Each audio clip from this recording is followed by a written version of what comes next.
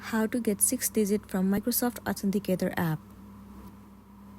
The very first thing you want to do is to head over to any of the web browser.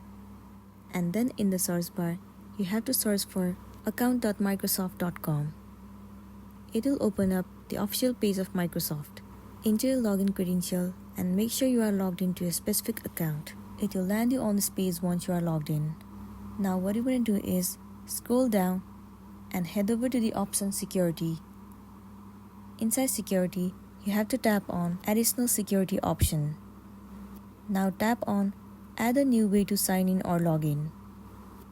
Click on the very first option, Use an app.